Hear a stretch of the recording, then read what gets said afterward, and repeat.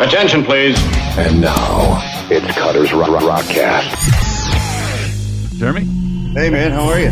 I'm good. All right, let me set this. Hold on. How's life been treating you while I'm doing this? Excellent, man. I'm in Vegas, so the weather's starting to finally get nice.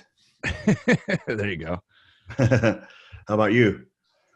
It's Wisconsin, and Wisconsin likes to remind us that it's Wisconsin from time to time. I know, man. Last week it was motorcycles out all weekend. Not mine because I have to replace my starter. But motorcycle. I'm hearing them. People are out walking. Whatever. And now, it's in Portland in winter. So I don't know. Man, yeah, I don't get it. It needs to make up its mind. Telling me. I like that shirt, man. That's cool. Thanks. I just got it. That's dope. Facebook ads worked on me. Man, that happens to me all the time. Like, I'm buying a new Kiss shirt every freaking day almost. Look at your cat climbing back there. That's awesome. Yeah, I know. It's she's been a trip. She's just gonna perch there and watch. She wants to check out that Metallica tapestry, man. Yeah. Julie, you want in on this? You want in on this conversation? Yeah, she wants to talk about metal. Why wouldn't she? Her name's Zool. She should. That rules. All right, here we go.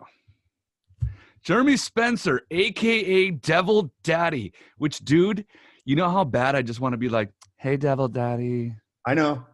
That's okay. But by the end of the day, if you hang out with Devil Daddy, I guarantee you get laid by a hot girl.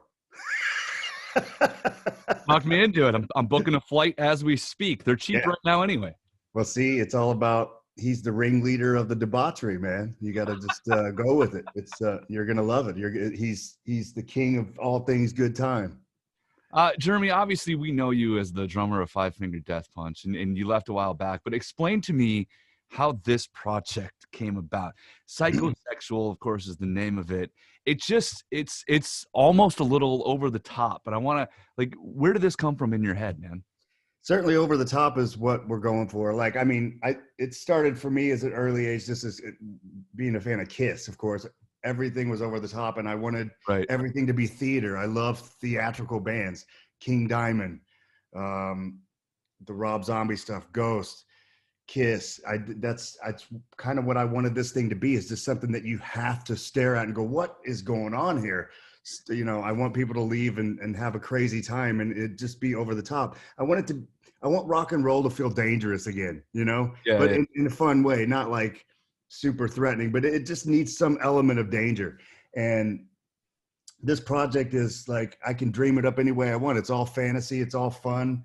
I can create the most crazy scenarios, lyrically, visually, whatever I want to do. And that's just what it's about. It's about tongue in cheek fun. But still, we take music serious, and it basically started for me just writing songs in my home studio years ago, and it was kind of more synth-based then. It was like 80s new wave, like Gary Newman kind of influence. Okay. I grew up on that stuff, and I'm really into it. But I was like, man, I kind of miss heavier, darker music, and I want to put together a live band. And so I'm like, well, what's this singer going to look like? What's he, I didn't want to stand up there as myself and just be a normal rock guy in black jeans, black t-shirt, syncopated headbanging, like we've seen. And that's cool. But I wanted it to be theater, something where you go, whoa, dude, look at those dudes. I wanted to just be a lot of fun and a huge spectacle over the top. So I was like, well, I've never seen a devil frontman. It's hard to come up with something that you haven't seen a million times. And I'm like, I've never seen a devil frontman. So I'll be a devil. There isn't. I've never seen one. If you could show me one, then no. But now that you say it, because it seems so obvious. Exactly. Yeah, I don't. So I'm like, and I'm going through black metal bands in my head. Yeah, all right. I'm going to go off of that tangent, so we won't. Yeah, that's interesting. That has not been done. Weird. Yeah. So that's why I'm like, devil imagery's always been interesting to me and other people, and so I just created the character, and it wasn't easy, like the makeup and stuff, not knowing what to do and messing around with that. The first time I dabbled in that, it took like 6 hours to get it figured out. And I'm like, this will never work. I can't do this. But now we have it down to like slightly over an hour, which is doable. It still sucks a little bit, but it's, Yeah. at least that's not 6 hours. So I was going to ask you if that was makeup or if that was a mask or a prosthetic of some sort. it's part prosthetic, like from here up, from the nose up, you get the cheekbones and everything, but the rest is all airbrush. So it's pretty involved, It's airbrushed. Yeah. Okay. Yeah, it's an airbrush makeup, and that's why it's like, do it yourself, or do you have somebody helping you? Like, how do you? No, I have help. I can't do it. It's really tough. It's tough. I tried to make a mask, and it doesn't. It just looks like a mask. You don't have the expression. So that's why I have to do the airbrush, so you can still be a person, Right. Yeah, it's going to be interesting. You take that out on the road and you have to do that every day. Especially like when you play the 20-minute door opening set, because we're a new band, and it'll take longer to get in makeup than we play, but hopefully I can do a lot of interviews and meet and greets and stuff like that to make, to help offset the time put in. Right. And I think I know that's what, not to bring up other bands that dress up, but I know that's what Tobias does from Ghost, right? I mean, he gets ready and then does all the meet and greets and the interviews and then has his tea because he's a weird dude. I love tea, don't get me wrong. He's just got to have that moment. And then goes on stage. Probably for his voice, right? Yeah, I'm sure. And I don't know. I mean, whatever. It's just, he could have just been Papa going, I have to drink my tea, or I don't know, blood or something.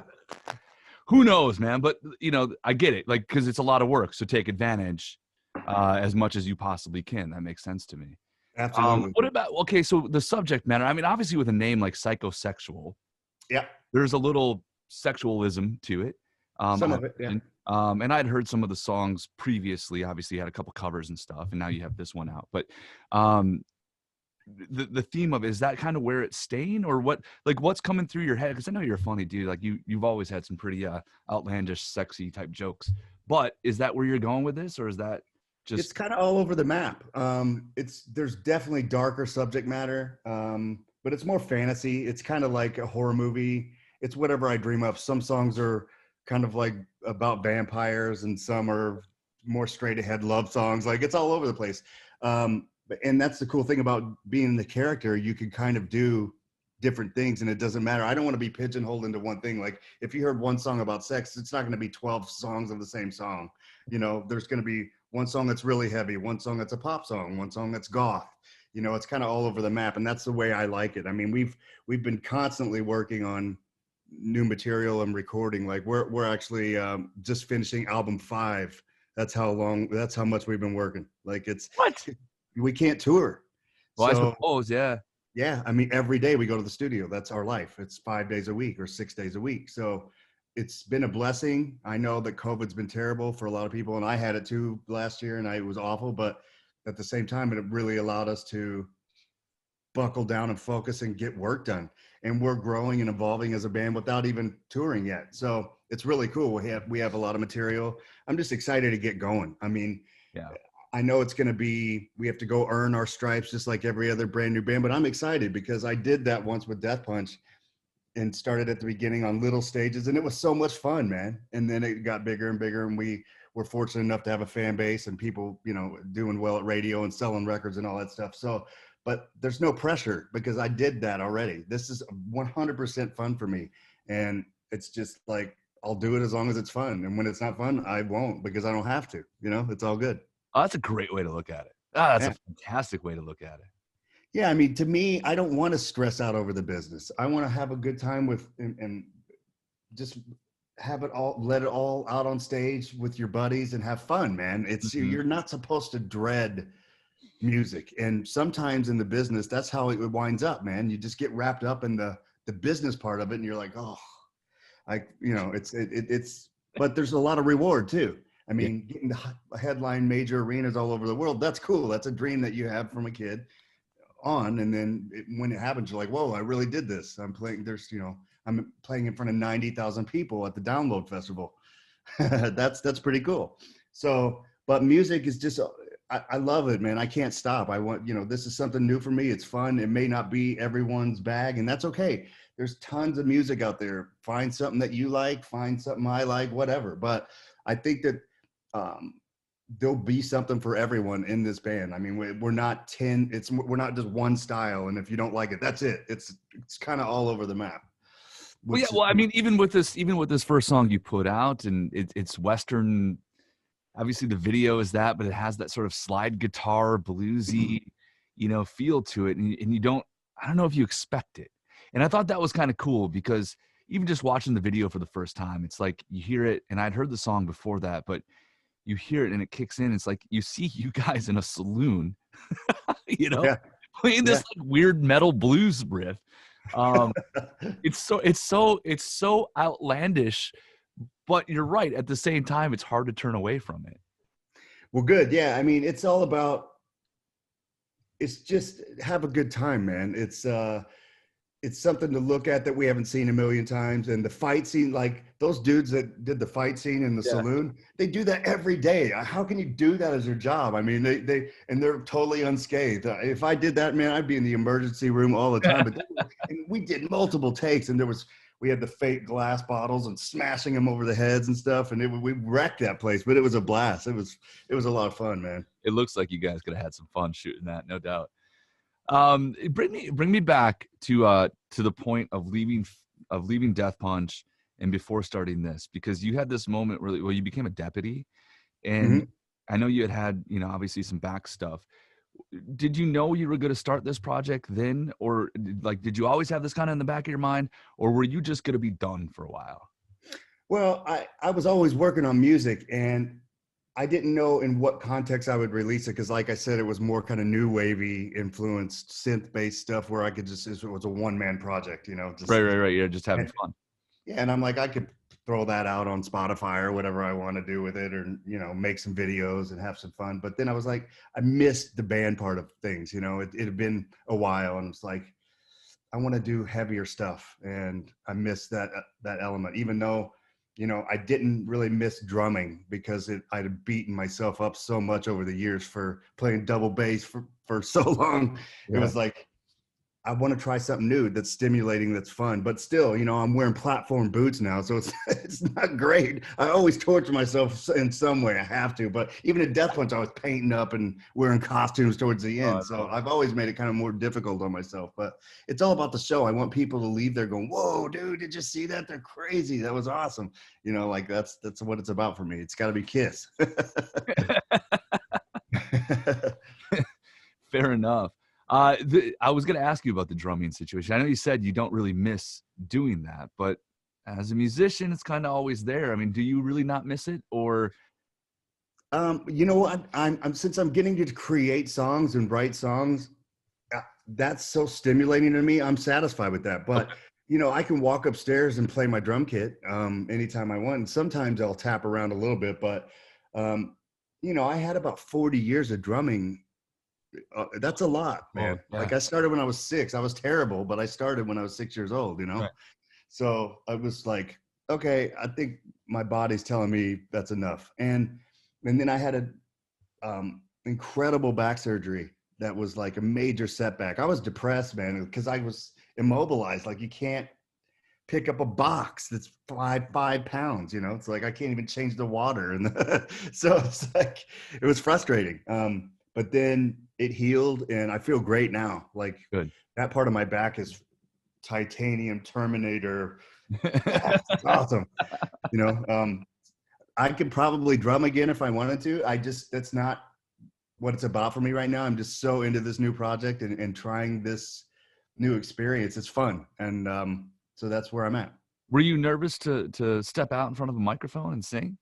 No, I mean, really the only show we've done is a live stream show where there's maybe, like 10 people in the room. So you finish the song and you hear, and they're going, but you have to act like it's an arena because it's on the internet, right? Yeah. That was a little weird. That's the normal concert experience now.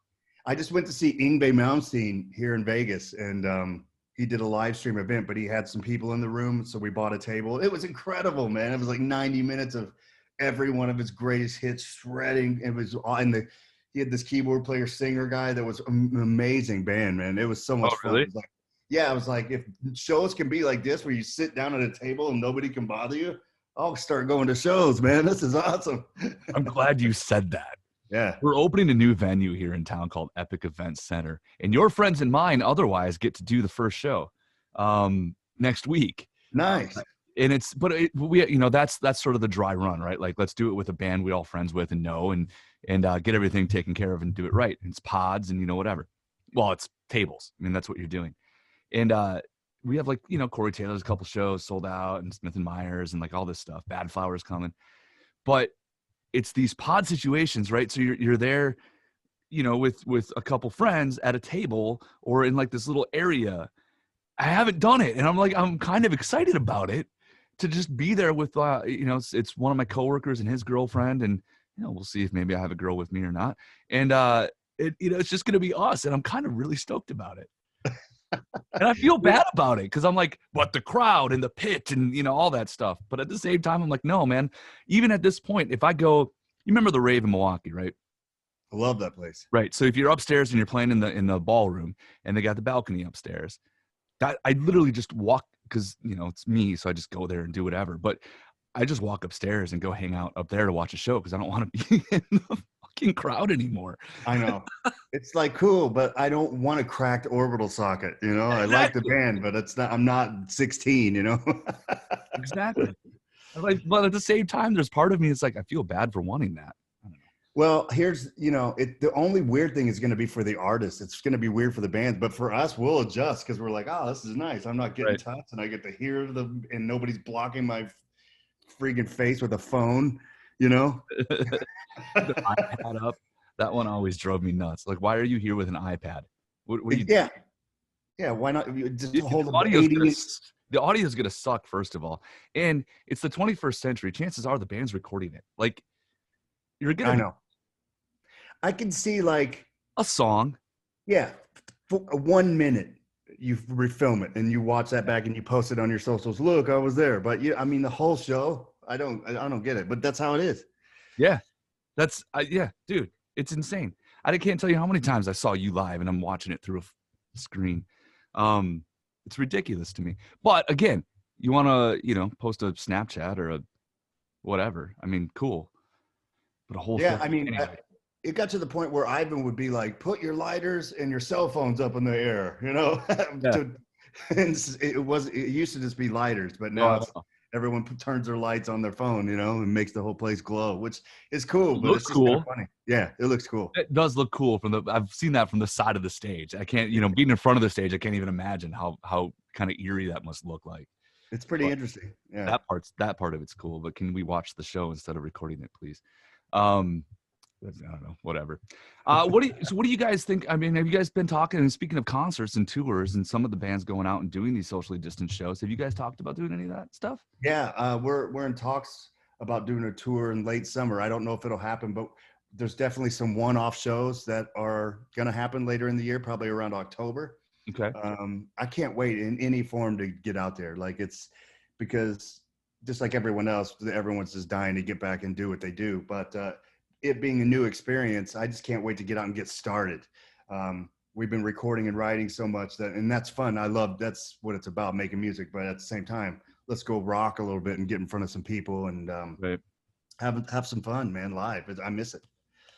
What about an album? So you said you're on album 5. So there's obviously only one song publicly out right now. What's the timeline for the rest of this? The album's coming out May 14th. It's called Unholy Hymns for the Children. And May 14th. Unholy Hymns for the Children. You did just put me back in Catholic church, isn't it? Thanks for that. Yeah. All right, dude. Well, I'm curious to hear the rest of it. There's no doubt. I'll send it to you. It's kind of all over the place. Like I said, it's not, if you like or don't like Devil from Hell, it's not all Devil from Hell. So it's a mixture of sound. So it's just so weird. Man, I don't know, Brian, maybe it's because I've known you for so long, but it's so weird to see you in this costume, man. Like you did, and I'll be completely honest, you did some private videos for radio people where you just said hi or whatever as the character, as Devil Daddy. And I remember opening that up and be like, what the hell is Jeremy doing? What is this? I was so confused at first, like, because I know you were doing the project, but I didn't expect that, you know? Yeah. Like, it's like seeing you guys in the saloon playing on a blues rock riff. It's like, what's going on here? And the funny thing is about that saloon, it's called the Pioneer Saloon. Oh, yeah. And at the end, I had it CGI'd to where I changed it to the Purgatory Saloon. It's a real fast. I didn't even notice that, really? Yeah, it's real fast, cool. but it's Purgatory Saloon, yeah. A little Easter egg. I'm gonna go back and watch that. Yeah. All right. So, dude. you know, I don't know. Do you guys have any kind of a test show that you put songs in to see what your listeners? I don't know if you consider. Yeah, and I debuted the song and played it a couple times, but I actually haven't done the full on test thing yet. That would be cool if you would try it. Yeah. Yeah, no, I absolutely will. I wanted to do it. I wanted it to live on our website for a little bit and share the video and let people kind of see what it is. Because sometimes on those first impressions, it gets, you know how metal kids are.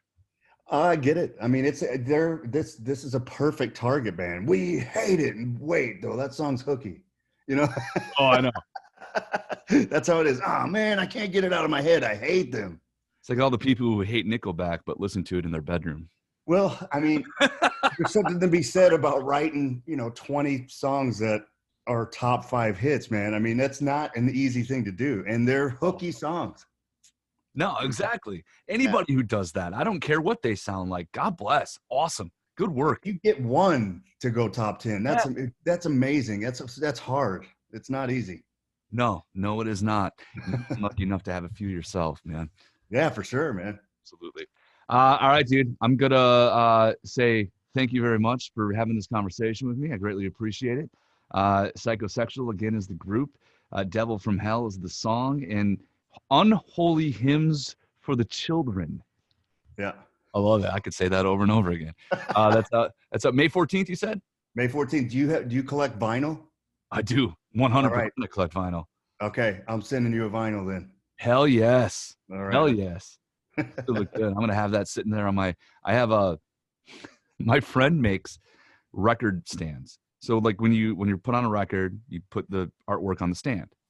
Oh, that's awesome. I want to get his info. Yeah. I will absolutely send it to you, man.